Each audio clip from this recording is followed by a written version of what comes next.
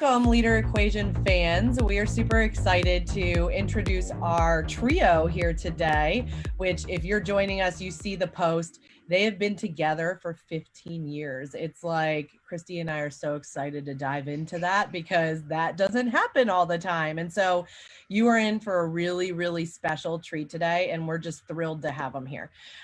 So today is episode 4 of season number 2.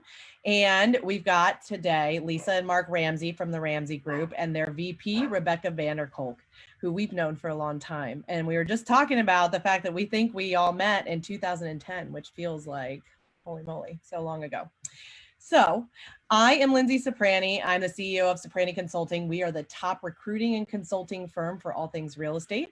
I'm here with my lovely co-host, Christy Belt-Grossman, who is the CEO of Ops Boss Coaching, the ultimate source for training and coaching all things real estate ops bosses. Welcome to the Leader Equation. So really quickly, can you guys just introduce each yourselves and just give us a brief description of, who you were right before you guys got into business together and how you kind of got into real estate. And then we'll kick it over to Christy to kind of take it from there.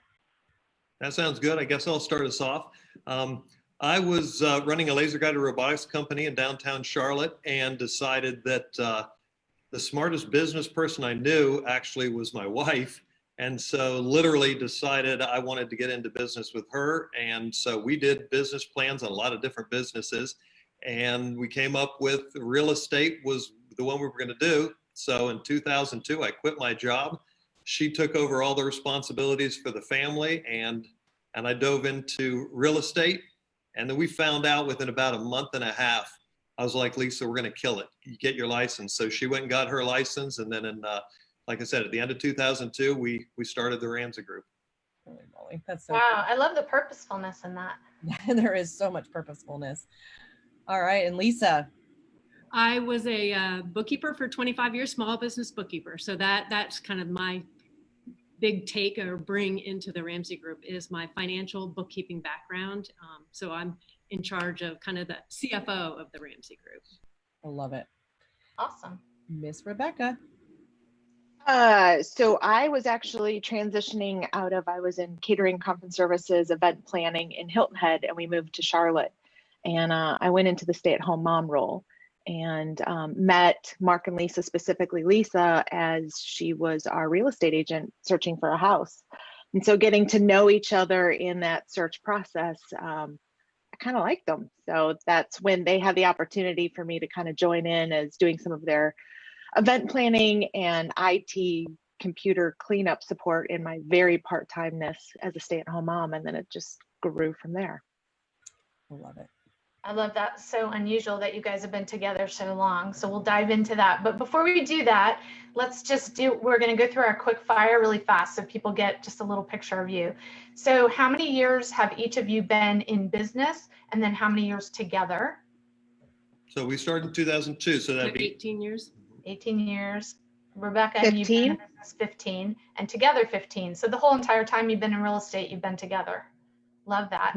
Okay, year one, dial us back to 2002. Year one, did you make a profit? And what do you project your profit to be for your businesses this year? As far as the first year, yes, we absolutely made a profit. I don't have the exact details. It's been 18 years. However, I do know we closed 41 units for $8.5 million the first year. That's awesome. And then what will you do this year? This year, we're projecting to be 21% profitable. And that's running as both the Rainmaker, I'm pointing down because they're below me on my screen, but Mark and Lisa are out of production as ownership and Rainmakers and pull salaries. So that's factored into the equation of the percentages. Love it. And then how many people on your team now? Total of 9 as of 3 days ago. It's always, I know it's like people always have to look at their org chart. How many today? And then Mark, you also have other roles outside of the team. So tell us about that. Well, the cool thing is in 2000, I think it was 12, I went up to Greensboro and started my OP role. And I did that for a couple of years and then joined MAPS coaching and have been a MAPS Bold coach since 2015.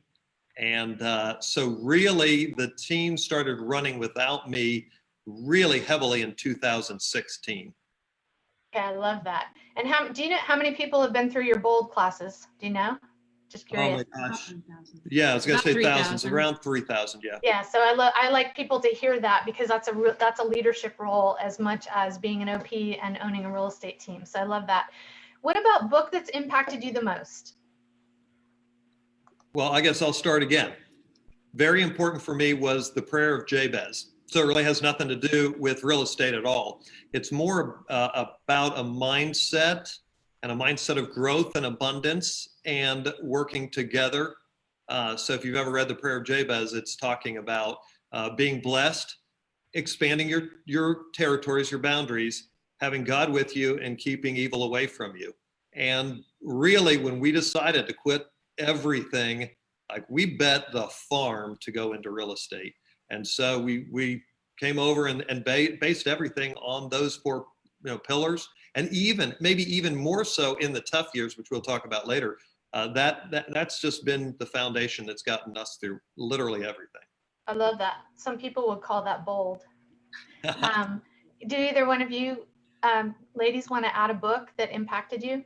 I'm actually going to say MREA, because you'll find out when you hear our story, we've built the Ramsey Group twice, and it is much more successful and much more life by design since we found and read MREA and built a team the right way. I love that. That's one of my favorite books too. And you know what I love? I was teaching this morning, and I always talk about that book. People forget the second half of the name of the book. The name of the book is Millionaire Real Estate Agent, Be the Best, something like be the best person you can be. Mm-hmm. Like, that's the part, they go together. Rebecca, what about a book for you? Daring Greatly by Brene Brown. And it actually all started from a speech that she gave. And it plays a lot into, I think we're going to talk about one of our more challenging times. And it was around that book that helped get all of us through it. Awesome. Okay, good. And then streams of income. How many streams of income do you each have, Rebecca? 6. And Lisa and Mark, I'm assuming you have the same number. So one of you. We have 11. Okay, awesome. And then final quick fire is superpower. Who wants to jump in and tell us somebody else's superpower on the team? Well, Lisa's superpower is, without a doubt, intuition. Mm-hmm. That just crosses every field. She knows stuff that you don't even know how she knows it. I was talking to John Prescott once, and he was going out to dinner with us, and he was saying, Lisa, when she talks about real estate, she talks like a top agent. When she talks about airplanes, she talks like a pilot. When she talks about anything she talks about, she's just got a strange, amazing wealth of knowledge, and and then the intuition to go with it. Like, she can just see something and say, that's not right. And darned if she isn't always right. I love that. That's a good one. Somebody said to me one time about intuition, because I would say that too. And he said to me, are you sure it's intuition, or do you just gather and process data so fast that you don't even know that you're processing data, because it's actually possibly more factually based than it is like a gut feeling? And I wonder if that's the case. All right, so what other superpowers do we have on the Ramsey Group? Well, for Rebecca, we say an integrator. I mean, whatever we need her to do, she does it, and does it at a high level, and just gets it done. So we just have complete faith in her integration skills. Love it. All right, Rebecca. And Mark's is authentic coaching. Love that. He just has an ability to coach in a very accepting way than in a confrontational way, and it draws you, even if you're having a tough conversation with him about something, you just draw closer to him. You're like, tell me more, help me more. And it's really fascinating to watch other people just gravitate to him. I love that. For the rainmakers that are listening, sorry, Lisa, for the rainmakers that are listening right now, I've watched the Ramsey Group grow, and I've experienced Mark's coaching through Rebecca experiencing it. And I think most ops people don't get that from their rainmaker. So that's a huge, huge gift. Lisa, I didn't mean to interrupt you. No, that's fine. I was going to say, I just would also add purposeful positivity to Mark, just because he can find the positive out of any situation. Love that. So if you are joining us for the first time on the Leader Equation, we're chatting with owners, founders, CEOs, entrepreneurs, and their shotgun leaders inside and outside real estate about what adds to the leadership formula, what subtracts, what divides, and most importantly, how you can multiply your results. So I'm going to toss it back to Lindsay so we can dive into the meat of the conversation. Yes. So we know how you guys met. It was through real estate transaction, which is awesome. But walk me through, how did you know that you guys actually wanted to be in business together? You know, was it like they're both really organized or you had fun together? What happened there? Listen to this story. You're going to love it. Well, I just really think it came down to intuition. You know, I can remember driving down Highland Creek Parkway, is the neighborhood where we both lived, thinking, I really like her. She, you know, it was the organization that she talked about, her event planning. We were in the process of getting ready to do an annual client event party and we needed help there. So I just came home and told Mark, I'm like, I really like her. She just seems really put together. We should figure out if there's a way that she could join the team. That's so awesome. And I just got a sense of, back to that gravitational pull, and it's Lisa has the same thing. It's just in a different way of, I don't know what it is, but there's something I want to be around them. And so I kind of just glommed onto anything that I could get. And at the time, I was a stay-at-home mom with my husband who was starting a brand new job in a brand new city.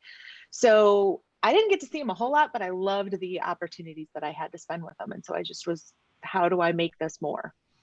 One of the other funny stories about how we met was, you have to remember, we're talking, it was late 2005. Yeah. Rebecca is the first person that I worked with that I had not spoken to on the phone until she walked in our office. And I still to this day remember her walking in the office and we both said, do you realize we've never even heard each other's voice?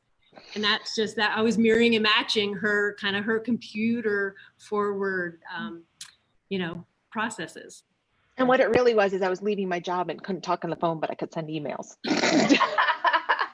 So right before Lisa goes to meet Rebecca, when she's coming in, she looks at me, she goes, do you realize I've never actually talked to this woman? And I said, how do you even know she's a woman? She might be like a 70-year-old dude. You don't even know. That's so awesome. Well, and so when you guys, were figuring that out, like, what did that look like for the interview process? Or was it like, nope, we're going to figure it out and you brought her in? How did that go down? I think it's because it was a slow process. It was, come do some computer work, come organize this event, come do this. She was actually a first version of an ISA. She did a lot of lead routing for us way back in 2006 and 2007. So it just kind of grew gradually. So there was never really a big interview. We were not with Keller Williams. So there wasn't, career visioning or anything. Wow. They didn't even know. I was like, I had kind of this seems like a team that I want to be in. So I actually went and got my real estate license without even telling them. And then, and then hung on to it for a little bit. And when I could sort of see the writing on the wall that some things were potentially changing, I just, threw out of, hey, if I don't want her job, I'm not asking for you to do anything, but if there ever becomes an opportunity, I'm interested in that closing position. And that's where now, fast forward, that's where that kind of came in. So I would say it was kind of on the job interview. I wanted to circle back because when we first asked you the question, you said it was kind of because we really liked each other. And yet it was more than that. It was that you were actually working together first to sell Rebecca a house, right? And then working a little bit together in business. So it wasn't just that you liked each other, it was you liked how each other worked also. Because I think people do make the mistake sometimes of hiring an ops boss just because they like them, only to find out they're really not detail oriented. Yeah, we made that mistake early on. Twice. We're slow learners. And I always talk to people too, like if you can do something like you guys did, where it's like, hey, let's give you a project or let's see how you do on this. It really shows you who you've got a little bit. But what I love is that, she kind of weaseled her way in there, which is even more fun. So Rebecca, just so everybody knows, like, what did your position, like when you were doing some of those little projects, but then how did you progress to where you are now? So just give us like an overview of what that looked like. The interesting thing is it's all wrapped around my kids. So when I was pregnant with my second, that was 2005. And Lisa came to me, I had my license, and Lisa came to me and said, hey, we see this short sale thing might be kind of something that's on the horizon. And there's a training session down in Orlando, Florida. Would you be interested in maybe taking it with me and perhaps kind of starting that kind of a wing of the Ramsey Group? And we went down and took it, and we both became certified spread. I don't even remember, but anyways. Certifiable. You're now certifiable. Yes. And they do want to correct you real quick, Rebecca. You I'm said sorry. 2005. It was, you were pregnant with Mackenzie, so it was like 2010. Right. She was born in 6. Okay. So this was summer of 05. She was born January of 6. That's how I can only remember. That's the only reason I can remember these dates. Alex was born in 2006. Yeah. 9. Then it was 8, 9. Oh my God. I'll keep track. See, they're almost like one family. You see how they work together? It's like one brain. That was awesome. Okay, so 8, 9. Does that make more sense? It's a short sale. And I think once we got done with that, we both kind of looked at each other and went, I'm not sure we want to do these. This is a lot. And then from there, it was then summer of 06 when summer of 09 when things kind of changed with the team. And that's where the opportunity to come in and be the closing specialist on the team was. And we were talking about this last night. Honestly, if I looked at it, I wasn't quite ready to leave my 6-month-old, but I remember saying to my husband, I'm afraid if I turn this down now, it'll never come back available. And I don't want to lose this opportunity. And he said, do it, we'll figure it out. And so that being said, it was 2009. And so it was fairly part-time. I worked on the days that my husband was home, and 20 hours a week, just sometimes lower, sometimes higher. But the neat thing was it was a job to get me out of the house at the time, to use my adult brain and have adult conversations and that way. And so I was able to adjust my time to what the Ramsey Group needed. I didn't have to have 30 hours or 20 hours or stuff like that. So it made, I think, and if I'm over speaking Mark and Lisa, it took the stress off of them of, oh my gosh, we need to give her a paycheck, and yet gave me the opportunity to grow and, like I said, use my brain for something more than. So Linzee and Christy, I just saw something happen. I don't know if you saw it or if the viewers that saw it. This is really cool because I think this is the lesson out of all this. So like our story, like, well, who cares? Well, because there's a big lesson here. I don't know if you saw the emotion in Rebecca's eyes when she talked about she didn't want to lose this opportunity. And I know her well enough to know you might not have seen, her eyes were showing that how important that was. And what you're going to find in our story is it's what we coach all the time. Our biggest growth came from the toughest times. So she was in a tough time with what does she do with her family, and yet she made a tough decision. We've made a lot of tough decisions together. And when we get to that part of the story, I think there's going to be a lot of gold nuggets for people. I know you make. Well, let's just go there. Let's just go. I'm high D, so I'm like, let's just go there. So Rebecca, so you're part-time, you're closing manager, you progressed into full-time, and then take us to where you are today quickly, because I want to dive into the tough times. You know me. Well, as the team grew, we brought in a buyer's agent at that time, and so we're doing some more. Mark is still our main listing agent. Lisa's still working buyers, brought in another buyer's agent. And then I kind of get into the area where Mark's like, okay, time to do, I need a new challenge. What's a new challenge that we can do? And the opportunity presented itself for OPing. And for those of us who are not with Keller Williams, tell us what OP is. It's an operating principal partner. So basically, an owner of an office. And it was an hour and a half away from our home area. So it was going to involve him traveling and physically being out of the area, not just out of our office. I mean, he was going to be gone. And Lisa and I, we said, go. we've got this. We've got this. So that allowed him to work on that. And then I think that brought Lisa and I a lot closer together, because then it became the two of us tackling. All right, I lost track. Where are we going now? So we OP. I was going to say, hiring the listing agent during that time that was the piece that we hadn't been able to fix and replace and find. And so by kind of kicking him out of the office, we had to find that listing specialist. And that's what really has opened up, the opportunity for Mark then to go into the bold coaching. Christy, they didn't kind of kick me out. They said, go, get out. But that's a sign of talent, right? Talent's going to push. Always. Well, that's what I was going to ask was, Lisa, were you jumping into that listing agent role, or you stayed where you were, which is cool? Yeah. I stayed on the buy side. It was early on. Our first 2 weeks in the business, especially, this would be a husband and wife dynamic. Our very first client tried to split and divide us, like, oh, but Mark said, and Lisa said. So we said, oh, we need to split this. And so that's when we said, you be the listing agent, I'll be the buyer's agent. I don't talk to his clients about listing. He didn't talk to my clients about buyers. We would tell them, no, you have to talk to the other person. So, and because it was to keep people from doing the he said, she said. So what about that same dynamic on the team? Does that happen on your team? I know there's a lot of family teams in real estate.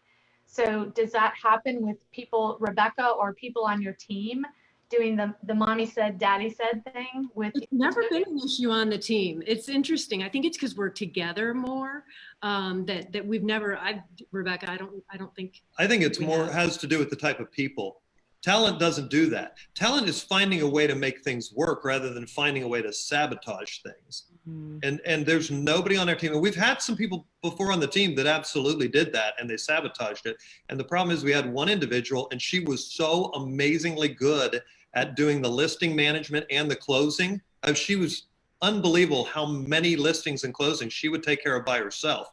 So we put up with the underlying very dangerous, damaging part because she was so good at the other part.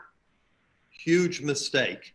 Yeah, and I think that's a great mistake to point out, because I see people make the same mistake with their salespeople. They're held hostage to production because the production is there. They put up with other things. I think the other thing is not just necessarily the people, it's that it sounds like the two of you are on the same page, because I think sometimes people are challenged when husband and wife don't agree on how the business should move forward, and that makes it challenging. Rebecca, did you ever have that challenge in the early years? I don't think so. And I think that actually is a credit to Mark and Lisa's relationship of knowing that they are partners to each other in their marriage above all else. So there may be times where they're like, let me talk to Lisa about that and I'll get back to you, or let me talk with Mark and we'll get back to you. And then they will come together as a united front. So if there's any friction, it's almost always happened not in our eyes, if you will. That's amazing. We still do that. We want a new computer. I don't, right? One of our admin needs a new computer, and all I see is dollars going out. So what she does is she sends an email to Lisa and I. This is just one of those little good to great things. So instead of just talking to Lisa about it and then coming to me and say, well, Lisa said it was okay if I bought, that's where you get problems. So what she did is she just sent an email. We literally sit in the same area, yet she sent an email. This is what I want. This is why I want it. This is how much it'll cost. This is what we can get for the used one. Like, she just makes her case and she emails it to us. And I'm literally sitting there. Lisa had to get up and go somewhere. So I responded back to both of them. So it's just a little system to use to keep that backbiting from ever happening. Now, sometimes we'll all turn around and just talk about a thing. Yet in that case, Lisa had to get up and go somewhere. So I just acted like we weren't in the same room. And it also gave me more time to think about it. Rebecca's always done that. And I think that helps. Again, the difference between a person that wants a solution and the person that wants it their way, right? That's a difference. Getting my way and getting a good solution is two different things. That's such a golden nugget. And Rebecca, have you always been that way? Is that how you operate with this is why, and I'm going to get, or did you learn that? Yeah. They taught it to me. Oh, trial and error. Ooh, that one didn't work, but that way did. Because Well, that's something I know we talk about a lot. I think you look at the business, Rebecca, as your business, regardless of whether you do or don't have ownership or whether you did or didn't before. I think that's the sign of a talented person, is they own it and make decisions based on what's best for the business and best for everyone. Absolutely. That's the key. Well, and the interesting thing is as this business has been growing, the Ramsey Group is becoming its own entity. It's no longer, yes, at the end of the day it is, but in the eyes of the team, it's no longer Mark and Lisa's team. It's our team. We are all actively working to protect and save and nurture and grow this entity that's no longer just Mark and Lisa's. And so, At what point in time did that happen, and what was the pivot there? When did that pivot happen? I have my answer. Go first. I'm holding my tongue. I think it started, and so I'm going to kind of go, this may be a little longer than you wanted. One of a team meeting that we had where we were planning for next year, Mark came in and he's like, we're doing 200 units next year. All right. So we all did the business plan on 200 units, and the buyer's agents looked at each other and went, and it was about a few months later, finally it kind of came around, and Mark said, why am I planting the flag? Why am I the one putting the post? Forget this. All right, everybody get out your book. How much money do you want to make next year? Okay, now let's back into that. Let's back into what is that? How many units do you need to do to make the money that you want to make next year to have the life that you want? Now we add those all up, and all right, we're doing 167. And that was so the first year, we did that, and it was, and then to go into the next year where it was again, everybody, what is your goal? What do you want to make? What do you want to be for your goals this year? How do you want your work-life balance to be? What's more important to you, working a lot or having time at family? And let's talk about all those aspects, make your goals, and then that creates the team goal.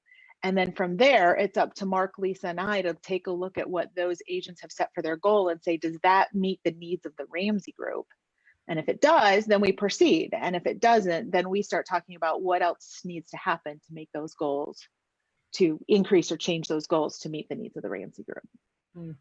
I love that. Great leadership. Smart pivot, because I mean, Mark and Lisa, I would love to hear from you guys. I think it takes a while in being in leadership until you get to that point where you're like, why am I just the one who's throwing these out there all the time and we're not hitting it? Well, you got to be really careful, because I was being coached to, in my position. So she's clearly got the money down. She takes care of that for all of our different businesses, for our personal life and all that. And so what is my role? Well, my role is the visionary. And for anybody watching this saying, well, I'm the visionary on our team, that's really tough. What does it mean to be a visionary? So at one point I realized I need to stretch the team. I believe in 200, and that's what we're going to do. And I actually had a big meeting, and I rolled out because we always had the thermometers, so you'd fill them up, and I rolled out a big 200 thermometer, like, this is what we're going to do. And I did everything I could to, can you imagine how cool it's going to be when all this is full? Can you imagine how much money you're going to make when all this is full?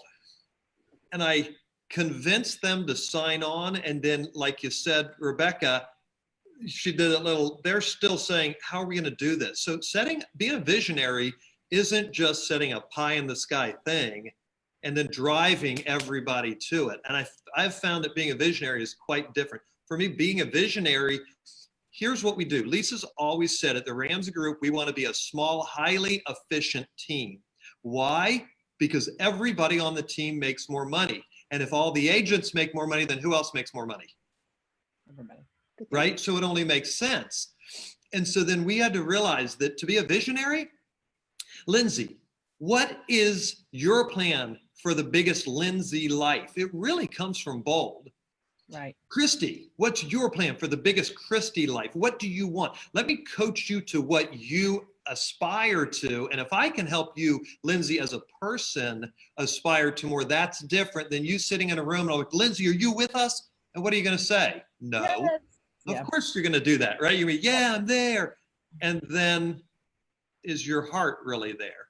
So that's the lesson on leadership for people listening. let me ask you, with the bold rule of now double it, what is there a funkiness there or no? Absolutely, yes. Ask anyone.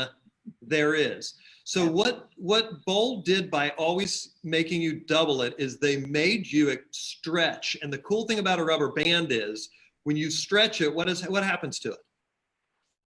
Breaks. It breaks. It'll expand, yeah. Or it wants to go back. You're exactly right. It either you're going to stretch it so tight you're going to break it, or it's going to want to go back. Yeah. What happens to a rubber band that you put around something bigger and you let it sit there for a couple of years? When you take it off, does it go back to its original size? Mm-mm. It's expanded, and it gets to that point where it stays expanded. And that's no longer, its limit is no longer that it's at. And so that's a good thing to do. And yet here's the key, Lindsay. If I can help you expand your mindset when you and I coach one-on-one, I don't put you in a position to look bad around the team if it's not for you. We've got an agent on our team right now. She's doing good numbers. She's older. She's not, 25 and she's climbing the ladder. She loves where she is. And so should she really be doubling it? I don't know. It's up to her. So the lesson is individuals. You coach to individuals. You don't coach to the team. So I want to ask you that because we have lots of operations people listening versus visionaries. We have got both. For my ops people, they always want to know the tangible, practical. What does that look like? What does coaching look like on your team? What does working one-on-one look like on your team? First, what does that look like? Rebecca, what does that look like for you? How much time do you get from Mark and Lisa every week? Are you in coaching? Are they coaching you? What, are you doing a 411? What does that look like so that people know the tangible, practical things they can do? So I do have a 411. I have a 135. And I always give myself deadlines of when things need to be done that I hold myself accountable to. I coach with Mark one-on-one on Friday mornings. It's only supposed to be 30 minutes. We average an hour. And honestly, it's really morphed into transformational coaching. It is all about me. We believe that if we can get me better, that's going to trickle down into the Ramsey Group. And I've always been one, go to family reunions, go to mega camps, go to Tony Robbins, any of those kind of things. All that stuff starts inside me and then comes out through the team and through the family and stuff like that. So this is actually the best place. Over time, what percentage of the time does Mark show up for your one-on-one meetings on Fridays? Whether you're on the phone or in person, what percentage of the time do you actually have those meetings? I canceled this morning, but 100%. Literally this morning is the first time I think she's ever canceled. What about Mark? Mark, how often do you cancel? I don't. It's too important. Tell me why, as a rainmaker, that's important, because this is probably the biggest challenge that I hear from operations people, that I can't get time with my rainmaker. Tell me why it's important. You do. Follow Rebecca's lead. Rebecca told us probably 10 years ago, my goal is, and she said it so respectfully, she said, would you guys mind if my goal was that one day I'm running the Ramsey Group and you guys are sitting on the beach drinking Mai Tais? What do you think our response was? Oh, yeah. How quickly can we get there? Right? And she said it respectfully. She said, would you mind if that was my goal? And we looked at each other honestly, on one hand, yay. And on the other hand, what does that mean for someone to take over? Do we trust her? It was such a great question because it made us start to think. And yet it wasn't one comment. She has worked since we've known her to make sure that, I always say there's 3 people in this world that I would give my house key, the key to our safe, and the key to our alarm. And Rebecca's one of them. Yeah. Because I trust that she truly, she's not just saying it, she wants the Ramsey Group. This is her end game. This is her. So when you know that someone is 100% committed, I have to say, and what she alluded to, our coaching had gotten to, hey, what's happening with the pie party? Hey, how's it going? Well, what do you need help with? We were coaching to the team and we weren't coaching to the individual. And Rebecca said it's morphed more into transformational. It's because as I'm coaching and getting coached, I realized I'm not coaching to the person, I'm coaching to the problems. And that's the problem. So if you're an OP person, you've got to show your rainmakers, like, I want this for you as badly as you want it for you. And if you don't feel that way, don't say that, because then it's not going to come. Rebecca is sincere and she proves it. So why would we not be 100% into her? And I don't want to cancel her. The reason she's on Friday, I coach every one of our agents on Monday. Rebecca's not on Monday because I don't want anyone before or after her. So that if we need to go longer, she's got it. That's how integral she is. Not that the other people aren't important. They got 30 minutes and the next person's standing at the door, so it can't go longer. Does that help? That's huge commitment. I love that. And it's a two-way commitment. It's not a one-way commitment. And I remember when you spent, was it January? I forget, a year or two ago, you spent January on the beach drinking Mai Tais, right? It wasn't just January, it was 8 weeks. We had the opportunity for him to coach Bold in Hawaii. So we were gone for 8 weeks and she ran the Ramsey Group completely while we were gone. And hired 2 new people. Yeah. Which is amazing. Which is amazing. So I'm going to bring us back because I know that you guys went through some hard times and we almost got there and we didn't go. And I know a lot of people are hanging on for it. And some people are like, my first Bold coach over there. So it's fun. So walk us through, you guys went through 2008 and on, and you had a hard time. What did that look like? Okay, so we started at Remax, great company, was perfect for what we wanted. It was absolutely the right fit for us at the time. Everything's going well. We were profitable the first, second, third year. By the third year, we're the biggest team in our market center, well, in our office, right? Remax offices. It's so cool. We really had grown really, really big, and we had started hiring people on, and we hired a lady from church because she was unemployed. Yep. First red flag, right? Super nice lady. There was a reason she was unemployed. So anyway, we made some of those mistakes, and everything was really going great until it wasn't. And most of you can probably figure out what year that was. In 2006, we had our biggest year ever, 153 sides, almost $1 million in GCI. By 2008, all of a sudden things start to crumble at the end of 2008. In 2009, they closed the doors. Lisa literally called me. I'm out of town. She called me. She said, Mark, you got to get back here right now. It's Friday afternoon. She says, they just said that the doors are going to be locked on Monday morning. So I came back from out of town. We took the moving truck we had for our clients, backed it up to the building. My 2 young sons and I moved. We're the biggest team. We had our own big copiers. Like, this is old days. We had all built in everything. Put that all in the truck and moved it into our garage. And when I was done moving it in the garage, I looked at Lisa and I said, I'll never, ever work for another big company that can do this to us, because I'm just not gonna. I'm a broker in charge. The Ramsey Group had been out there. She had already gotten us in as an LLC or an S Corp or whatever. Then what happened is we came to Keller Williams just so we could check it out, because they weren't around in 2002 when we started, not in our area. So we checked them off the list and actually couldn't check them off the list because we decided that was the place for us to be. We figured out we couldn't do what we had to do for cheaper by ourselves. It would cost us more to go by ourselves. Right. So we came into KW just for that reason. And quite honestly, we didn't know what we were going to do. In 2009, I remember we were sitting in our home office. We had just put everything there and said, like, can we keep making a living? Like, what were your thoughts at that Well, moment? And that's what's interesting is we went, like you said, in 2007, we were a team of 9 doing big numbers, big volume, to all of a sudden, February of 2009, we're sitting in our house and we did 36 transactions in 2009.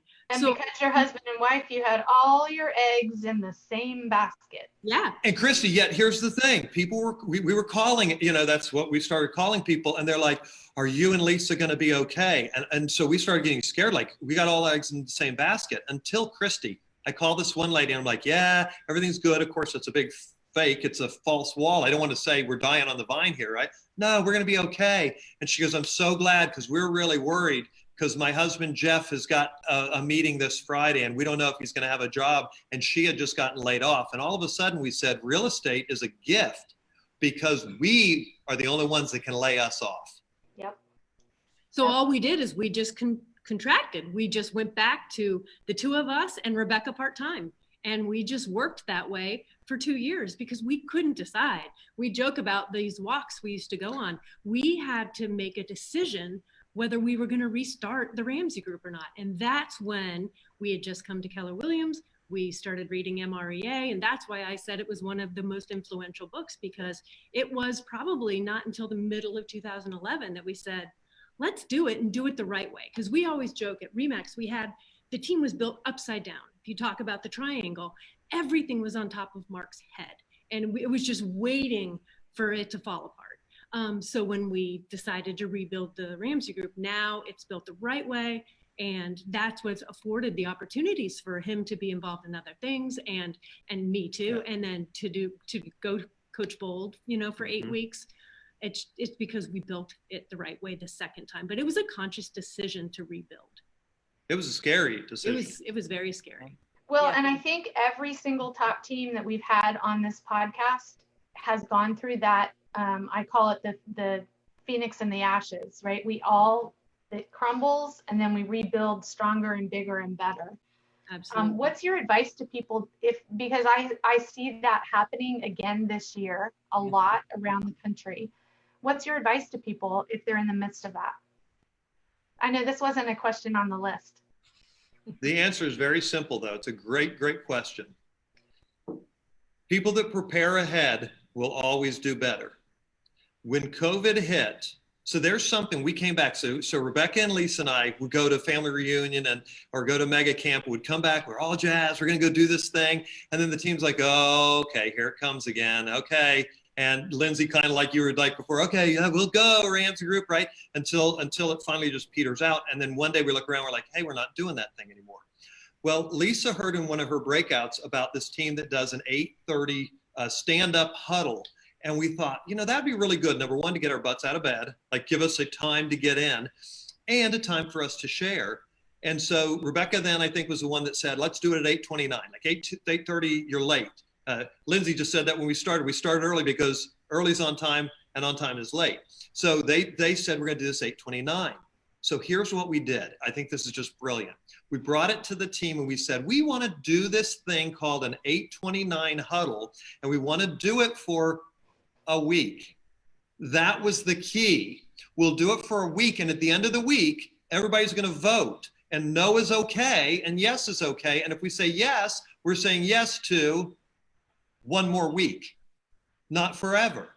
So what happens at the end of the week, everybody's like, yeah, it was actually pretty cool. Let's do it again. At the end of the next week, they're like, yeah, this is cool. We said, okay, one more week. And they're like, well, let's just do it for one more month.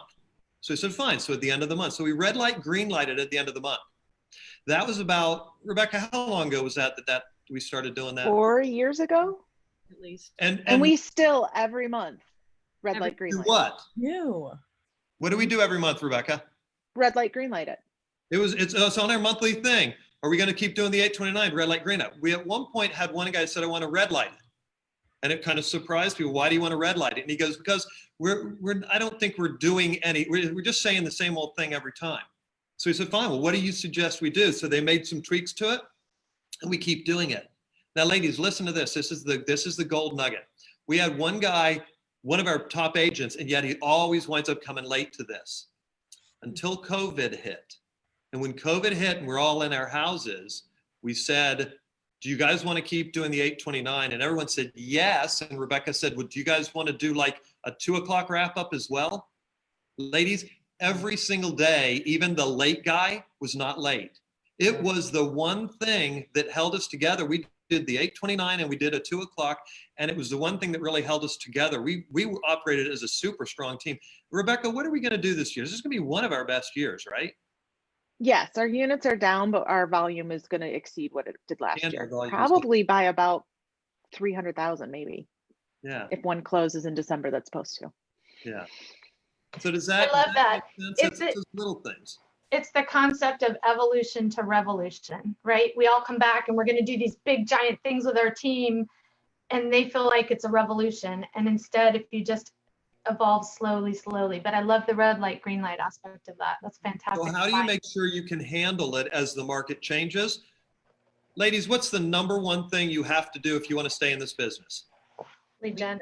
You have to generate leads. If you don't have any business, I don't care how great you are, you're not going to have anybody to sell yourself on. Right. So if you aren't lead genning now, like it is go time to do that. Number one is lead gen. Number two is the network. Make sure you've got your people together. Number three would be some kind of coaching. Make sure you're in some kind of an accountability relationship. Number four would be practicing. Make sure you're practicing. These ladies went down to Florida to learn the CDPE, Certified Distressed Property Experts, and it was scary, and yet it saved us. It is the one reason that we're still here today. So you can plan ahead. I'm telling you, you can ask these ladies. I always say success is always in the setup. Don't set yourself up for failure. Just don't do it. I love that. Well, and it's so interesting because it's almost like you guys were habit stacking even, like you're creating that habit, right? What else do you guys red light, green light? Is that like a common theme in a lot of things, or yeah? Is there more? Every monthly team meeting, we red light, green light. The 829, we red light, green light. 411/coaching with Mark, and we red light, green. Crap! Now I'm pulling a blank. One of the cool things she just said is we give the team. This is the visionary thing. We give the team the right to red light the coaching times too. Now, that doesn't mean that at some point we wouldn't set someone free. Like if they don't want to be coached, we'd have to understand why. And yet they all have, everybody has a say. When Rebecca says the team is starting to feel less like Mark and Lisa's team and more like ours, it's because not only do we give them that, we expect them to take it. Because how are we ever going to get to the beach if we don't? And it's Mark, you're doing 411s with them. Rebecca, do you ever do 411s with the sales team, or what does that look like? I used to, so we've kind of rejuggled things with the slowdown of Bold. Mark's come back into the team a lot more, so he's taken over. That's his gift. Why would you not? As good as I may be, and I'm nowhere near as good as Mark, so let's take advantage of the time that we have with him to use this and that. So I used to, and mine was coaching to the numbers. That's where my strength is, and that's part of my growth process, is learning to give grace and accept everybody where they are instead of where I think they should be. And that's not fair to them. I love it.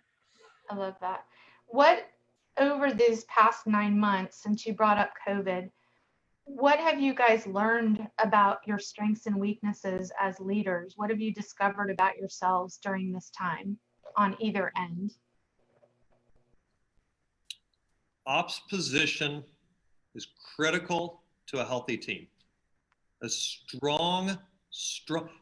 person has to know themselves. One of the things that I always compliment Rebecca on, my dad always taught me, the most important thing you can do is learn about yourself. And Lisa is too. Rebecca is one of the most dedicated learn about myself people. You just heard what she just said. She talks like that. Like, this is what I'm working on. Here's the thing. If you ask any one of the people anyone on our team, they should, and so Christy, if you see anybody from our team, so you see AJ, you got to say, hey, AJ, how you doing? What are you and Mark working on? And if he can't tell you what we're working on, then we're not working on him, we're working on numbers. So she coaches to the numbers because that's her gift. My gift is to coach to the person, and that can be transformational. So if I'm an ops person, I'm thinking, how do I get into, how do I be, and I don't mean this weird, how do I become more like Rebecca? We're just gonna kind of follow what she's done. She's a blessing to us. She says we made her like this, and I think it's the people you hang around, right?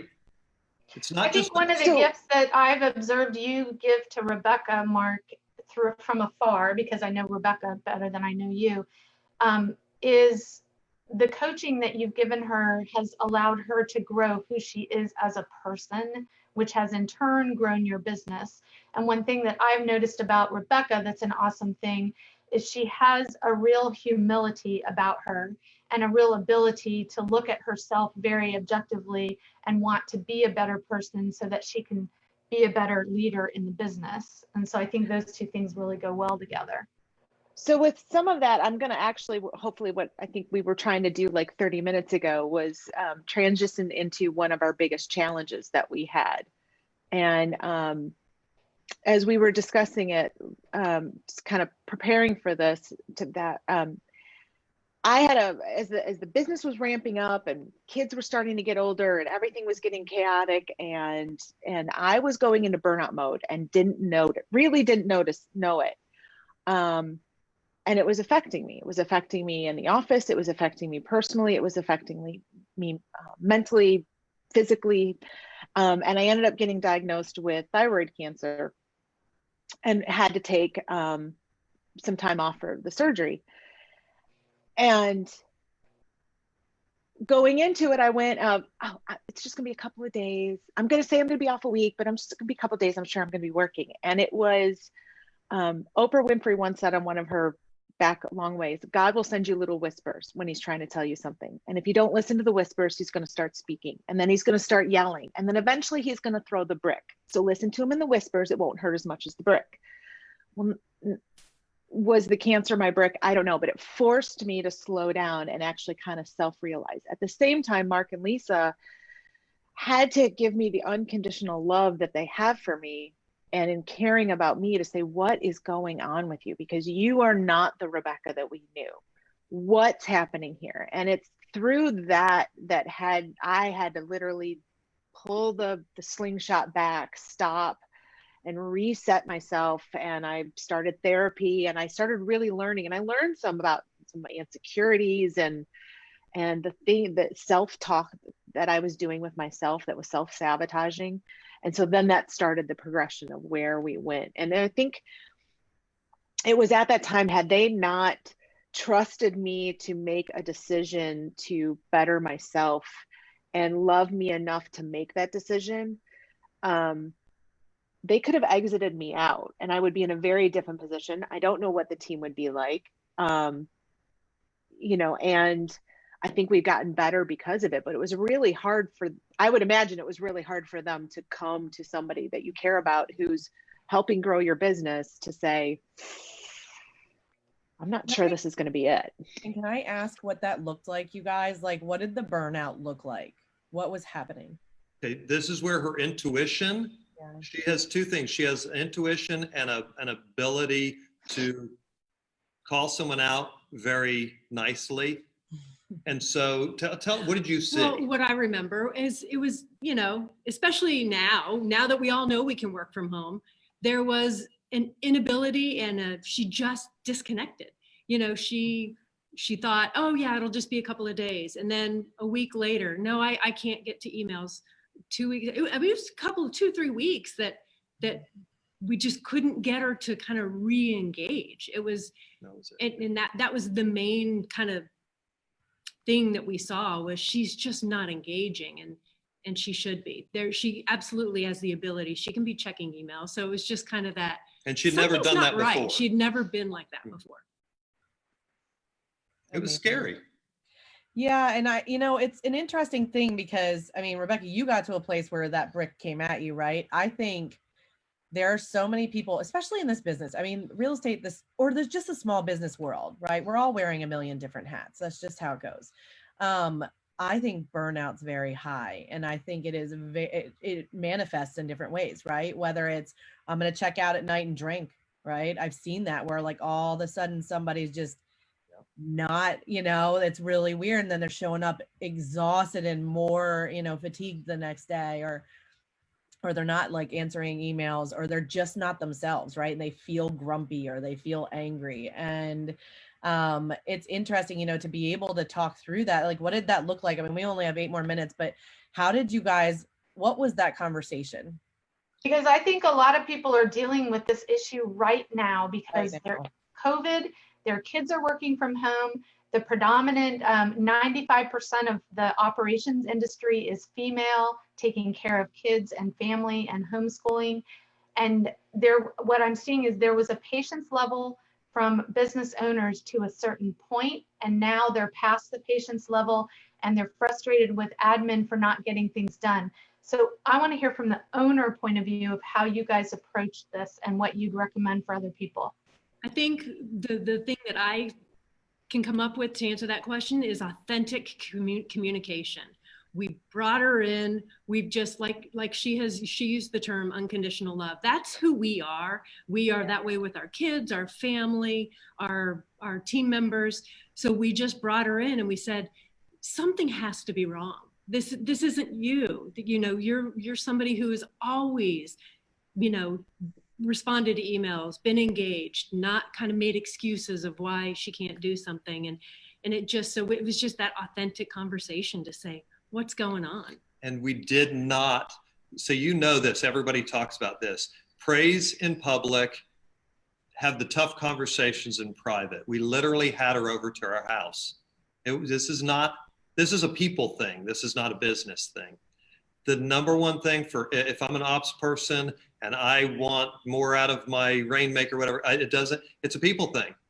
Be the person that can be loved unconditionally and love people unconditionally. Lisa taught that to me. There's a lot of reasons our relationship is so strong, and I think a big part of it is that unconditional love with her.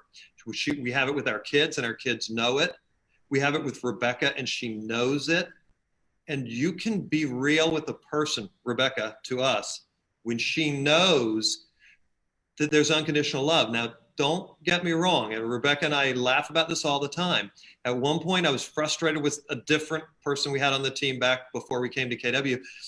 And I said, Dad, I can't get her to, she's just so weird. And he said, well, it's because you've got the bat. And I'm like, I'm not going to fire her. This is that lady that was amazing. I can't fire her. And he goes, yes, you can. And I said, well, I'm not going to. He goes, are you sure? And I said, I guess I do have the bat.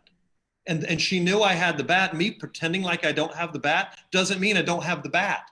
And the truth is, if I'm I've got to have the bat. It's my job. Sometimes you have to set people free. And so how do you combine that authentic, unconditional love? And yet Rebecca knew we also have standards. And unconditional love means sometimes you're the right person. We no longer have the job for that person that you are. Doesn't mean she's wrong. We just didn't have the job. And Rebecca decided to re-engage and become that person. And she's grown like just a bullet since then. So all of our growth is on the heels of breakdowns. All those things that you hate when you're in the middle of it and you're like, crap, I can't believe this is happening.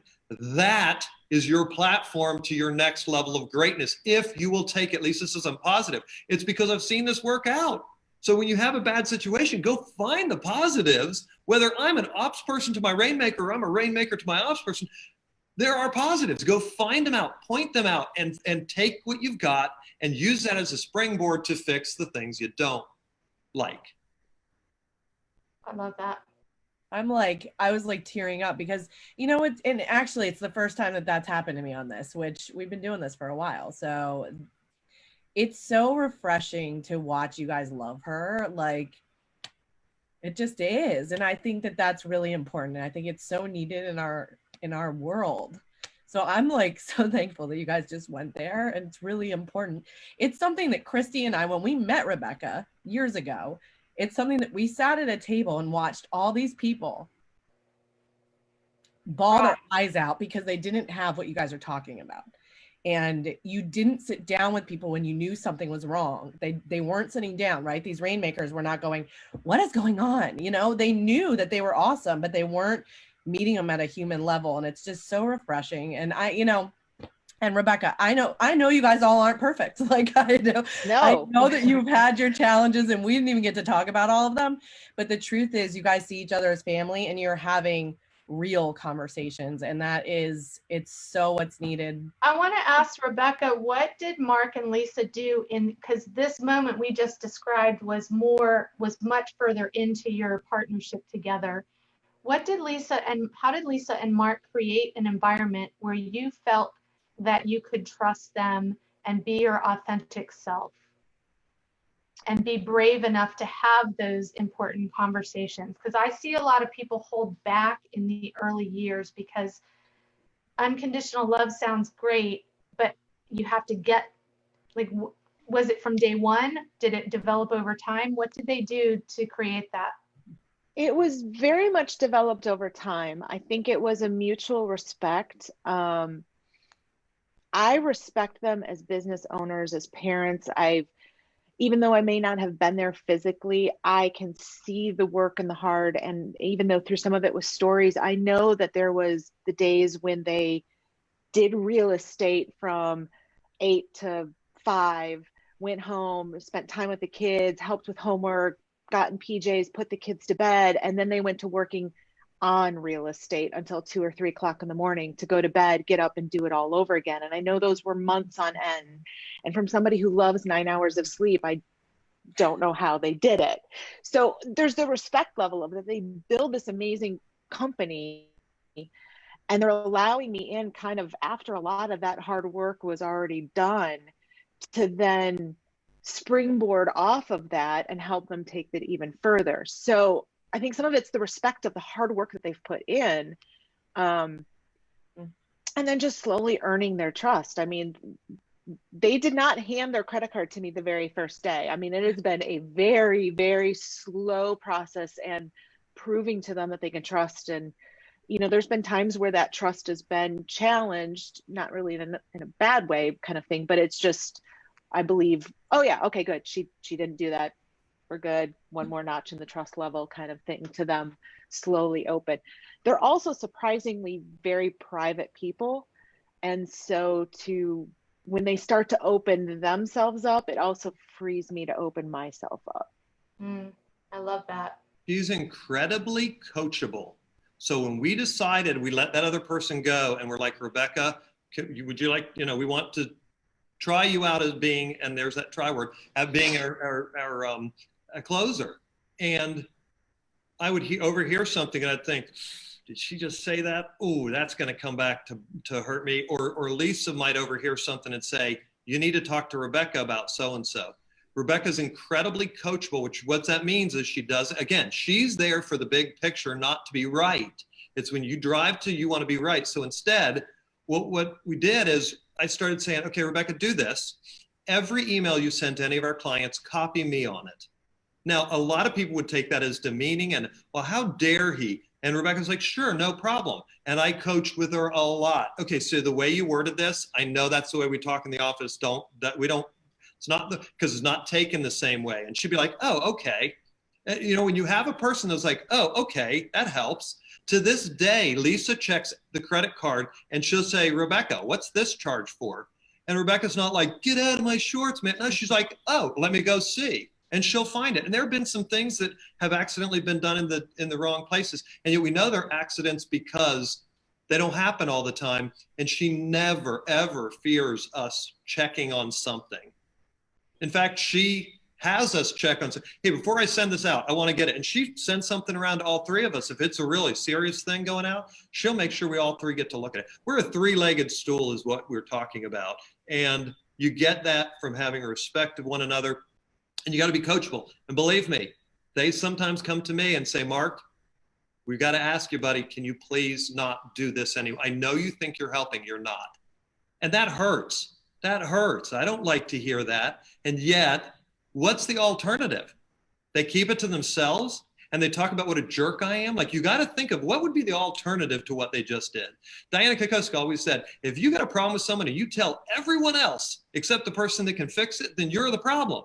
And I don't know if that's exactly how she said it. That's the way I took it. So when someone comes to me and says, Mark, I got a problem, I got to say, thank you. Talk about finding the positive.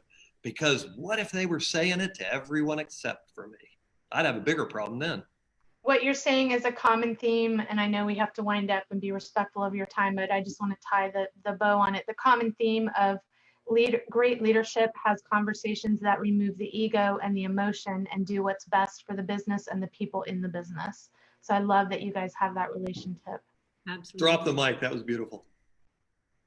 Awesome. Well, you guys, thank you so much for spending this time. We started early, we went late. thank you for bringing me to a place that I feel like I needed to see again. People just loving each other in business, and it's really important. And so I'm super excited for people to listen to this. If people want to send referrals or they have talent looking for a team, how can they get in touch with you? Rebecca? YourCharlotteConnection.com or Rebecca at theramseygroup.net. Awesome. And she will go on there and put that in the little comments there in 2 seconds. And we're very thankful for you guys. Have a Thank great you guys so much for coming on. Thank you. Thank you. Bye. Bye, guys. Bye. Bye.